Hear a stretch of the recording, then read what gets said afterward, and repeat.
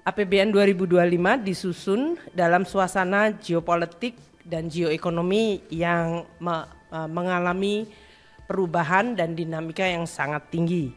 Seperti yang tadi telah disampaikan oleh Bapak Presiden juga, bahwa geopolitik dan geoekonomi ini telah menyebabkan destabilisasi di berbagai kawasan. Sehingga bagi Indonesia kita juga harus terus melakukan kewaspadaan.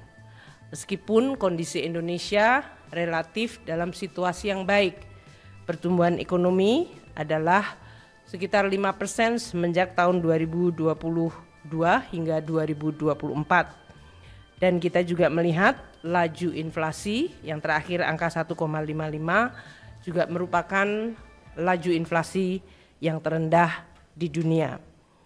Kita lihat dari sisi sumbangannya, terutama untuk volatile food, juga mengalami penurunan yang sangat drastis. Ini menggambarkan upaya kita untuk menstabilkan dan menjaga tingkat harga pangan pada tingkat yang terjangkau oleh masyarakat telah mampu dilakukan.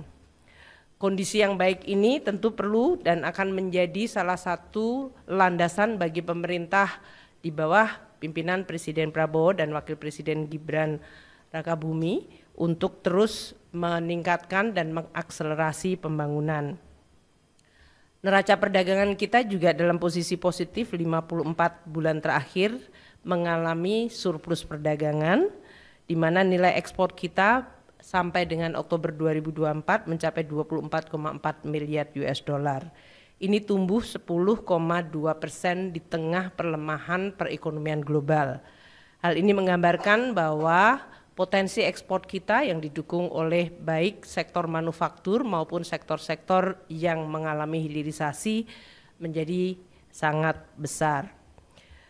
Kita juga melihat bahwa APBN 2025 disusun dengan rancangan untuk bisa menciptakan dan menjaga stabilitas, inklusivitas, namun terus mengakselerasi nilai tambah melalui hilirisasi. Asumsi makro di dalam 2025 adalah pertumbuhan 5,2%, inflasi 2,5%, tingkat bunga surat berharga negara 10 tahun adalah 7%, nilai tukar rupiah Rp16.000 per dolar, harga minyak mentah $82 per barel, lifting minyak dan lifting gas adalah 605.000 barel, dan untuk lifting gas 1.005.000 barel per hari. APBN 2025 dirancang dengan target pendapatan negara sebesar Rp3.005,1 triliun, di mana untuk perpajakan akan menyumbang Rp2.490,9 triliun. Itu untuk pendapatan perpajakan.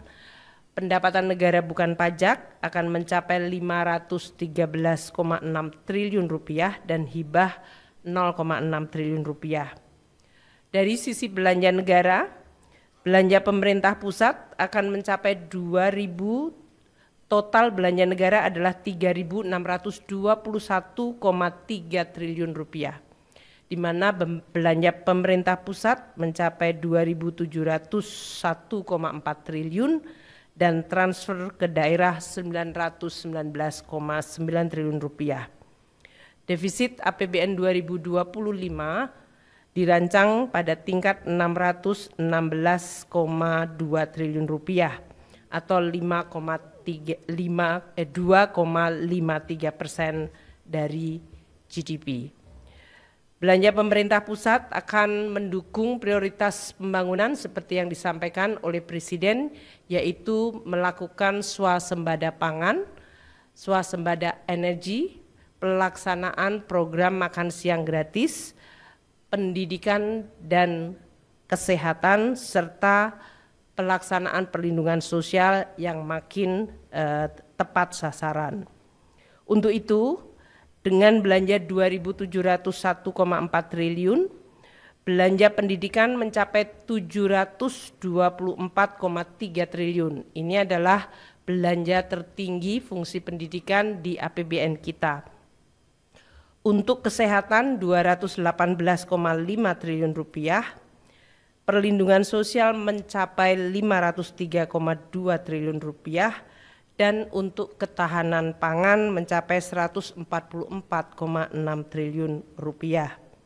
Program makanan bergizi yang dialokasikan anggaran 71 triliun rupiah diharapkan akan dapat meningkatkan perekonomian di daerah dan terutama di desa-desa di dalam rangka untuk mensuplai kebutuhan program makan siang bergizi. Dengan demikian, program makanan bergizi disertai dengan dana desa yang sebesar 70 triliun rupiah akan bisa menggerakkan desa dengan volume aktivitas dan juga volume uang yang meningkat. Selain itu, Presiden Prabowo menyampaikan beberapa prioritas kegiatan 2025 seperti pemeriksaan kesehatan gratis yang dialokasikan anggaran 3,2 triliun, renovasi sekolah sebesar 20 triliun, terbentuknya sekolah unggulan terintegrasi dengan anggaran 2 triliun, serta terbangunnya lumbung pangan nasional daerah dan desa dengan dana mencapai 15 triliun rupiah. Untuk APBN 2025, transfer ke daerah mencapai 919,9 triliun rupiah. Ini tetap diarahkan agar terjadi sinkronisasi dan sinergi antara belanja pusat dan daerah, sehingga dapat meningkatkan kesejahteraan, pemerataan, dan pelayanan publik. Di dalam Undang-Undang APBN 2025 juga telah dimasukkan berbagai undang-undang seperti undang-undang untuk hubungan keuangan pusat dan daerah, di mana daerah akan meningkat dari sisi local taxing power-nya dan juga bisa melakukan pembiayaan yang lebih inovatif. Untuk pendapatan negara sebesar 3.005,1 triliun, kita akan melakukan dengan terus melaksanakan reformasi perpajakan, pajak dan bea cukai, dengan terus menyusun program termasuk dalam hal ini menggunakan teknologi digital. Bapak Presiden terus menyampaikan agar kebocoran penerimaan negara terutama dari tindakan-tindakan ilegal akan terus menjadi pusat perhatian, dan juga dari sisi intensifikasi dan ekstensifikasi dari perpajakan. Kita juga mengikuti bahwa di dalam suasana global terjadi persaingan global taxation yang harus kita waspadai, sehingga kita juga harus terus menjaga agar basis perpajakan Indonesia tidak mengalami erosi dari praktek-praktek perpajakan global yang memfasilitasi terjadinya tax evasion dan tax avoidance.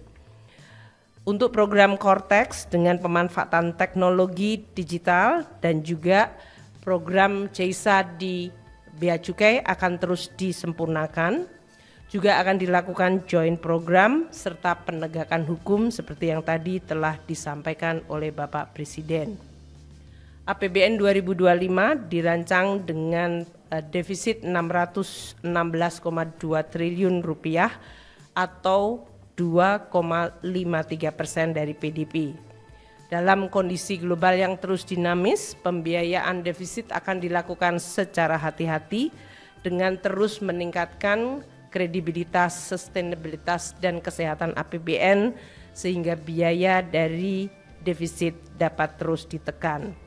Kami juga akan terus menggunakan pembiayaan termasuk di dalamnya dalam rangka penguatan dari Sovereign Wealth Fund dan peranan dari BUMN.